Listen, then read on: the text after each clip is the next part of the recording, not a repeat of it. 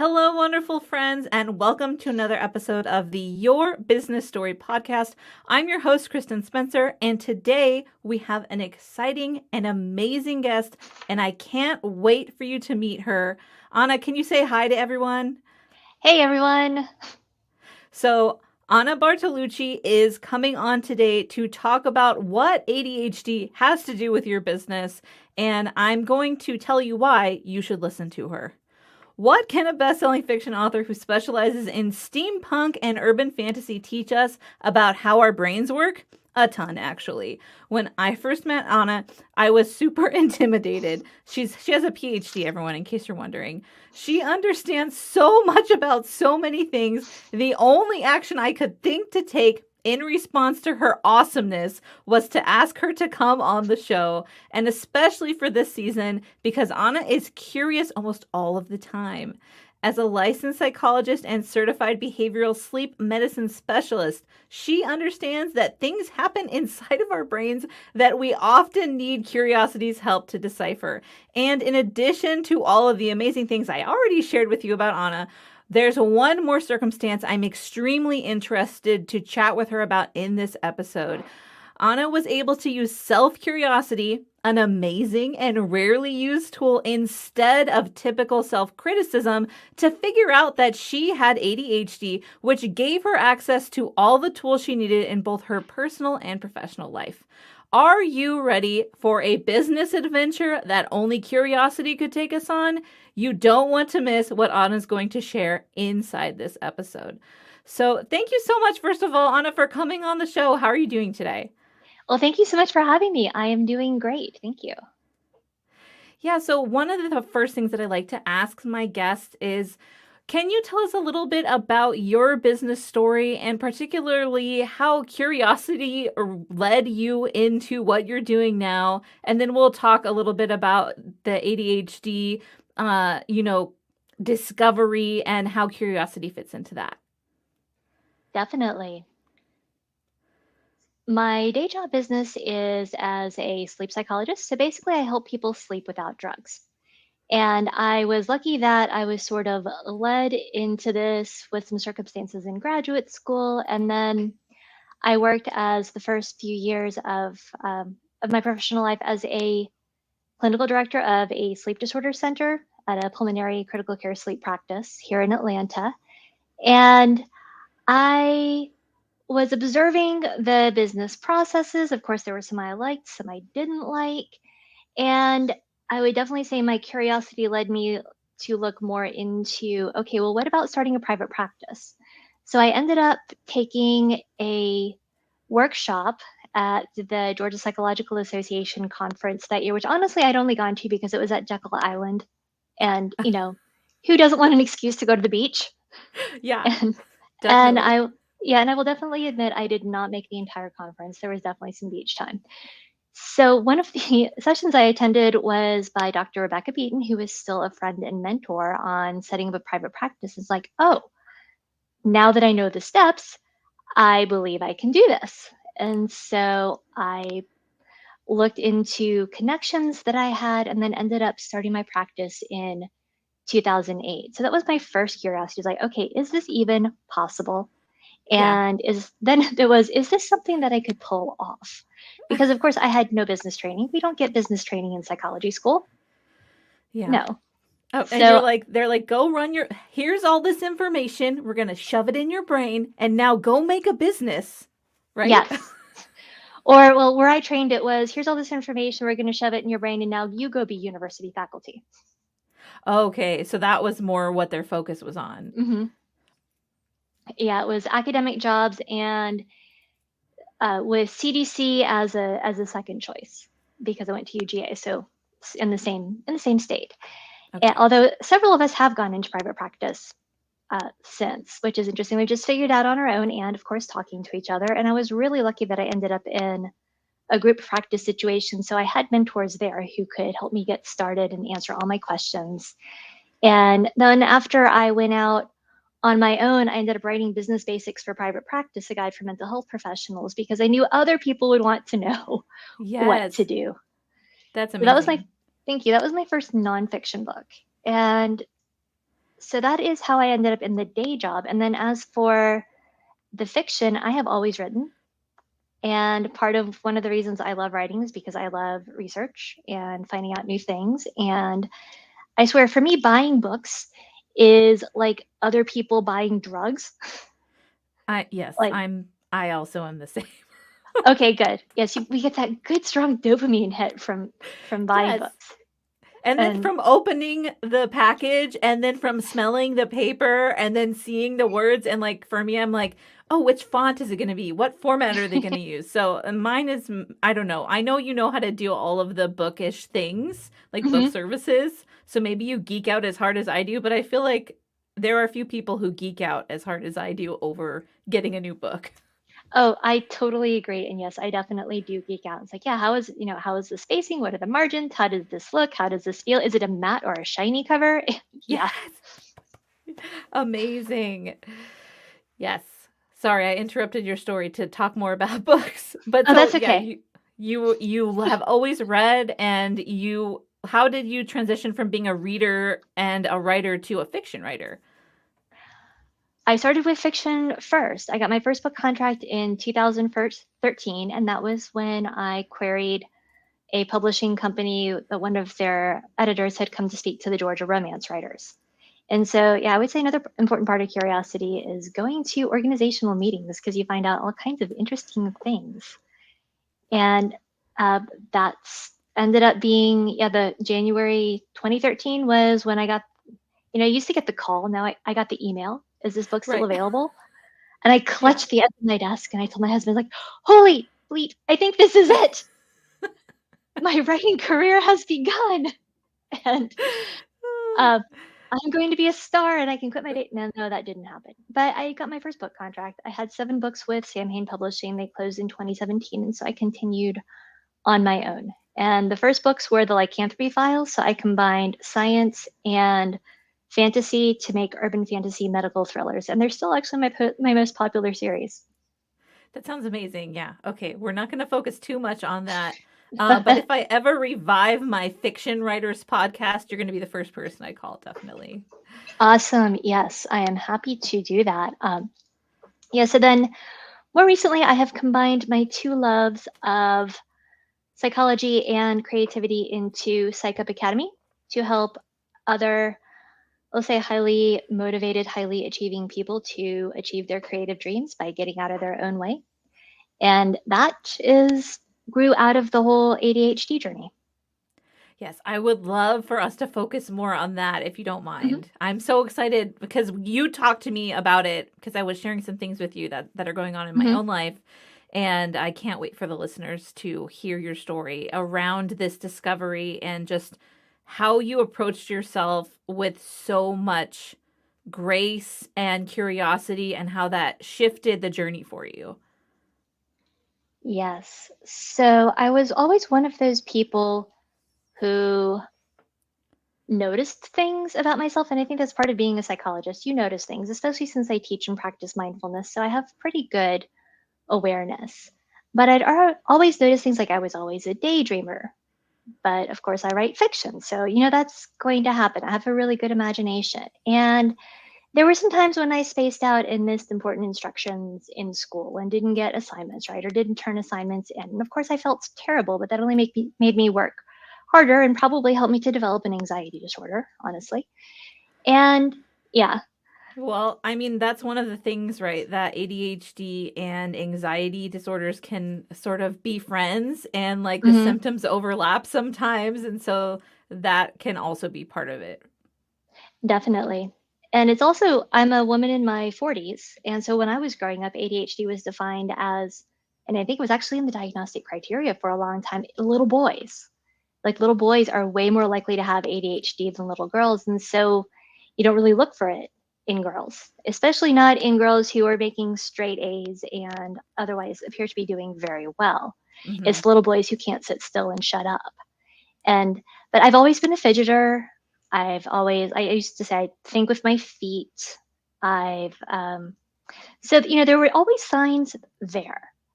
And then in 2021, I, like many other people, hit the end of my emotional resource envelope, so to Okay. speak. People talk Hmm. about spoons. That never made sense to me. Like nobody ever uses spoons for currency. So I hit the end of my emotional energy budget because of the pandemic.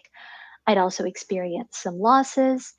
And I was talking to Rebecca, who I have mentioned previously. We were having lunch and she said, okay, you definitely have some grief going on, but some of the other things that you're talking about being frustrated with, such as, not being able to do things consistently to move other things forward, like your writing, like this other business, and the fact that you don't ever watch replays because, you can't make yourself sit down and do it. Have you thought about being diagnosed with ADHD? And I was like, what? Are you kidding me? No, I was the valedictorian. I can't have ADHD. And then I thought, started thinking about it. We talked a little bit more. And yeah, that's where the curiosity came in because it's like, okay, let me look back and look at these things that I've just described. Let me look at them with more objectivity. Yeah. And let me do some reading because also at that point, there were a lot of articles and things coming out about ADHD in women and how it was missed. And okay, well, what can I do about this? And so I will totally acknowledge my privilege. Oh, here's a cat. That Okay, you being a have to stop and tell everyone your cat's name. Now that the cat's on screen, like if you're listening to this, you can go see on his cat if you watch the video replay on LinkedIn or YouTube. So, what is this furry friend's name? this is my supervisor, Timothy Mouse. Timothy Mouse. Oh my gosh. Is that from a specific story? I have one in mind, but I don't know. Well, I have heard that that is the name I think of the country mouse in Beatrix Potter, but he ended up being called Timothy Mouse because when he came to us, he was tiny, gray, had big ears, and was scared of everything. And he has since grown into his ears, but he is still gray and scared of everything. So on screen is the only time that anybody outside me and my husband are ever going to get to see him. Okay, nice. Yeah, I was thinking of Mrs. Frisbee's son in Miss Frisbee and the Oh, Secrets of Nim because he's also Timothy Mouse. oh, I didn't know that. Yeah, It sorry. was, I've been rereading it with the kids, so it's like at the front of my brain right now. when I was in grad school and I finally put together that NIM is the National Institute for Mental Health, you have any idea what kind of a brain blowing moment that was? I didn't realize it as an adult, like until I was an adult, and then I was like, yeah, for me too. I was like, wait a minute. Exactly. It's like, and they give out grant money. What? So okay, we got sidetracked because of Timothy Mouse, but you were talking Yes. about how you were talking to your friend Rebecca, Hmm. and you were being curious, and like I feel like I have to emphasize this more that women and girls, they are looked over for ADHD a lot because the symptoms present differently than they would in a man or a boy.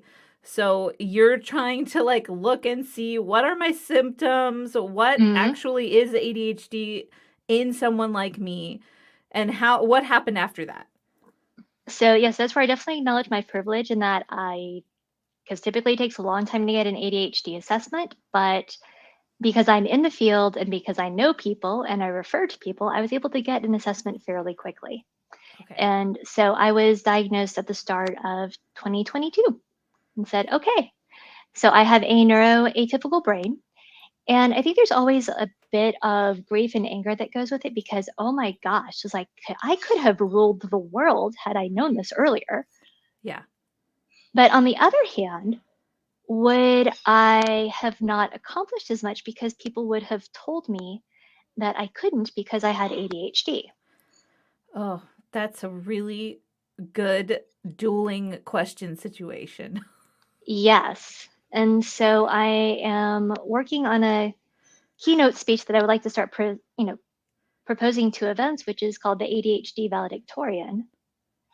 How sometimes the scripts we have are the wrong ones, but it can still be a good thing. Oh, I love that. Well, I really, if you're looking for audience members to test it in front of, I would love to hear Oh, you okay. give that keynote. Amazing. Excellent. So yeah, that is, and then so last year is where I really shifted my focus from productivity to self-compassion and Yes. also flexibility. Oh, yeah. So how did you do that? Because I know lots of people who do not have ADHD are having really hard time with all of those things. Yeah, it's definitely a common problem. So, and it really shows up a lot in procrastination. So, Yes. Or like, yes, would you say also perfectionism fits under that? yes. And as I say in Better Sleep for the Overachiever, my second nonfiction book, yes, procrastination and perfectionism, they're kissing cousins. They really are. Yeah. Yes. And my interest in procrastination started way back when I was part of those writers groups and would do talks for them because, of course, writers are huge procrastinators, as you well know. Yes, I do know. I just got a manuscript a month and a half late. Hmm. And that's actually pretty good.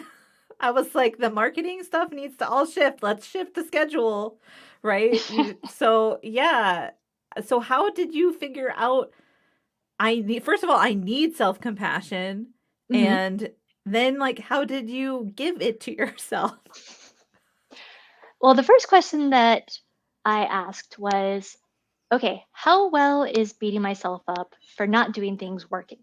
Mm, Which is a great question that comes, out of the psychology world, especially out of acceptance and commitment therapy, because people are really tied to their typical coping mechanisms and they don't want to change because it's their coping mechanisms. But when you sit back and say, okay, but how well is that really working? That's what starts the shift.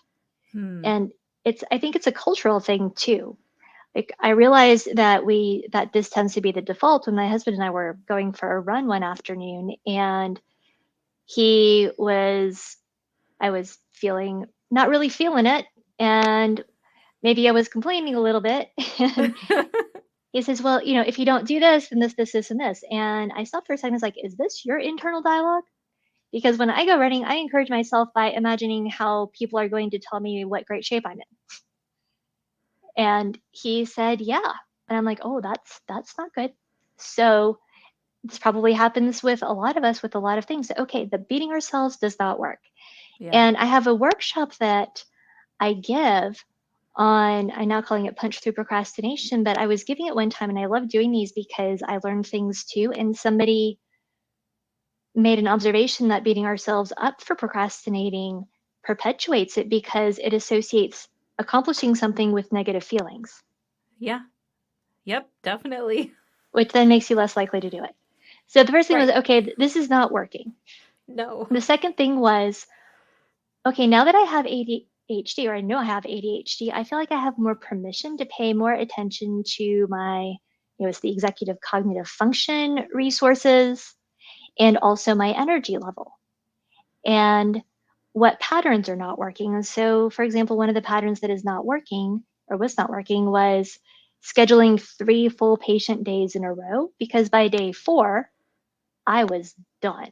And I was also not able to get anything else done because I just did not have the resources. Yeah. So it was monitoring energy and monitoring through the day. Okay, is my brain really up for doing this? So it's not do I feel like doing this? Is my brain able to do this without me pushing it to the point that I'm going to have to pay for it later? And, so self compassion, a lot of people think of as, oh, well, it's letting myself off the hook. It's making excuses. It's not pushing myself, not hustling like I need to. And no, indeed, self compassion is more self awareness and defining the parameters that you work best in so that you can continue to do things consistently and you can continue to perform. Yeah, I love that. I like while you were talking in my head, I was like, this also sounds like self-awareness. So I'm so glad you touched on that, which is just being honest about what's happening with your own self, which I feel like, especially for women, we are so pressured never to like don't even unlock the box, and you better Mm-hmm. not open it. So that's something that I've had to learn as an adult now that I'm like really grown. I'm turning 40 this year and I'm taking care, I have two teenagers and a preteen. Oh, And this is like one of the first seasons in my life where I think, am I okay to help them before I just go do whatever they want? Like when they're like, Mom, drive me around and my friends for an hour. Instead of just saying yes, which is what past Kristen would do, I think do I have the bandwidth right now to do that and everything else I need to do today and be okay and not feel stressed out and not feel like I need to go and be alone in my room for 8 hours tomorrow, which is that's how I recover is I have to be by myself and I read a book. Hmm. So I totally understand. I think it's hard though. And that's why I wanted you to come on the show and explain your journey. So for anyone who's listening and you think, I don't know how to have self-compassion, I don't know how to be self-aware, it starts with asking questions just like Anna did. She was like, okay, this is the situation that I live in now on a daily basis. How am I going to adjust so that I can continue to function? It's really Exactly. good line of questioning. Thank you. Yeah. And I'm really glad that you bring up the whole saying yes thing because, especially as women, yes, we are reinforced for saying yes. Mm-hmm. And so what happens is we get that little dopamine hit, that little pleasure in the brain for saying yes to something. But then the follow through ends up being something that actually takes away the energy. Yes. Yeah, for sure. And then you're like, how why do I feel so tired? Why do I Hmm. feel so grumpy? And the answer was a few questions ago, actually. Yes, exactly. And yeah, it's not just neuroatypical people who have energy fluctuations. We all have energy fluctuations. And there seems to be this very strange assumption in our society and honestly in a lot of productivity programs, including those focused on helping people get things done and get them out of procrastination, that we are going to have the same amount of energy consistently. And that's just not how we work as humans. No. Yeah, I love that. Thank you for bringing that up. All right, are you ready to dive into some of the curious questions we have for today? Sure. All right, and then please stay tuned. We're going to talk about Anna's amazing workshop that's coming up and all of her books, and there's a lot of them. So stay tuned for that. All right, so when you can answer these questions, whether it's personal or business related, some of them are more business focused, but just whatever you think, whatever pops into your mind, that's where we're going. Sound good? Okay. That sounds great. And it's funny because my ADHD brain was like, okay, we need to prepare for the podcast. So we're going to go back and listen to her last interview, which was not a curiosity interview. So I have no idea what you're going to ask me. So you Yeah. really are going to get what pops into my head. Okay. Well, I apologize for that. I know I change the format of the show every season so that I stay engaged because otherwise, for Mhm. me, I'm like reading the same questions every time. And I also want to be learning and pushing myself. And yeah, so that's why I can't do the same questions every season. Uh, Totally. so when I say the word curious, what are your first thoughts? So the first thought is, of course, that silly Curious George children's book that that comes to mind. And George would get into these hilarious, troublesome situations because he was curious, which also I think shows us that maybe curiosity is not rewarded in our society. And also, curiosity killed the cat, which of course is horrible, but Right, and not true. The and not curiosity saved true. the cat a lot of times, all 9 lives, I'm sure. Yes, like my cat is very curious and it's typically adorable. It's not dangerous. So I think, yeah, we're not really taught beyond childhood to be curious or reinforced for it. Yeah, and that's one of the reasons why I wanted to explore this season because last season all of the like healthy, really successful people that I talked to all talked about curiosity. And I thought that Mhm. was so interesting and it was part of all of their stories. So it became the unofficial theme last season. And I thought, why don't we do a whole season just about that? Because if I look at my life, the people who have really impacted me are the most curious, and I thought that Mhm. was an interesting connection to make. Definitely, yeah, and I'm so glad that you're doing this season. Thank you. Okay, are we ready for question number 2? Yes. So, what things are you curious about that other people in your industry aren't willing to be curious about? Oh, that's a good question. I for one of the books that I'm going to be writing next year, I've been looking into the woo-woo side of things like crystals and witchcraft and other fun things that most psychologists and the scientist practitioner mindset are really, they tend to shy away from very hard. They're like, no, I'm not even going to look in that direction. Exactly.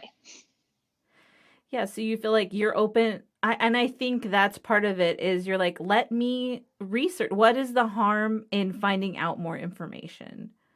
Exactly. And, just because you find information doesn't mean you have to believe it. That's true. I think that's one of the biggest fears that we have around allowing ourselves to be curious is we're worried about what we'll find and that we'll have to use all of it. And that's Hmm. something that especially, since I'm in marketing, I have people tell me all the time, I need to do these 50 things. I'm like, "No, you what? No. You don't have to do everything that you hear or read about marketing. You need to pick something and then follow through with it." So I could see how that is something that a lot of people are thinking like, if I am curious about this, does that mean I have to apply everything I learned to my life at once? And that would feel overwhelming. Definitely. And that was one of the things that I was very frustrated with myself about before I was diagnosed with ADHD, because I definitely had the shiny new thing syndrome, especially around marketing my books. And now that I understand that that's what that is, I'm definitely better able to be more consistent. Yeah, that is one of I still am like, no, don't buy the new book plan. Probably because and I'm sure you also find at this point you know all the different tricks. You know all the different Hmm. methods people are using and people will repackage it with a different name and then you look at it and you're like, I already knew how to do that. This is the same thing we were doing 15 years ago with a different, fancy title. Exactly. Yeah, I'm going to put a sticky note on my computer to remind me of this and say no more books or courses until the winter holiday sales. Yes. Oh, that's a good. Yeah. So I'll have to make myself a sticky note like exactly like that one. That's a really good idea. All right, are we ready for question number 3? Yes. Okay, how did you start the process of getting curious about questions and ideas that maybe made you feel nervous at first? Because we know the brain wants to say no to new things. So, Hmm. how did you overcome that obstacle of your brain objecting to the process you were going through? In the DSM, the Diagnostic and Statistical Manual, there is a phrase that is in pretty much all of the diagnoses, one of the criteria, which is causes clinically significant distress or impairment. Mm. And there is really nothing like being miserable that will motivate you to push beyond your boundaries and seek out new things. So that is the first thing that comes to mind. That's really what made me start looking into the ADHD thing, because like I said, there are so many negative scripts associated with it. I was reluctant to even consider it as a possibility for a long time. Okay. So it was the way that you felt and you knew that you needed something to change and that's what made you Hmm. willing to fight against your brain for the change. Exactly. And I remember the exact moment too. It was that November I sat down to do my words for NaNoWriMo, and like I said, there was a lot of grief, and I just sat there and burst into tears and was like, I just can't do it. I can't make myself. Oh. And that's really what pushed me to reach out for the assessment. Well, I'm glad. I'm glad that that's what did it, but also for anyone who's listening who's like got a nano streak going on, you don't have to keep doing NaNoWriMo because No. I needed someone else to tell me that. My husband was like, "Why are you still doing this? You can sit and write a book in like 3 weeks. You don't need to do this every November. It's like one of the busiest months of the year." And I was Hmm. like, that's super valid. Maybe I should Hmm. not do it this year. And I felt so good not doing it that I Hmm. haven't done it since. Yeah, I dip in and out. Like I did it last year, probably not going to do it this year because I'll be traveling, and I also need to have I'm a hybrid author, and I have a Uh 3 book huh. contract with Falstaff Publishing, and we're hoping to rapid release early next year. Currently in Nice. revisions for book 2, and I'm hoping to have the first draft of book 3 done by early November so it can sit while we're traveling and then I can get back to it. But yeah, it's just not going to fit into my production schedule this year. And that's okay. That's all And right. that is fine. Yep. Yes. All right. Okay. So we have one more question, and then I definitely want to have everyone understand how they can connect with you and sign up for your Sure. amazing things. So do you think that being curious in business has helped or hurt you? Or maybe Oh, both? it has definitely, well, we'll just say that it has hurt me a little bit, especially in combination with some of that ADHD impulsivity, and that I have probably spent a little bit too much money on certain things.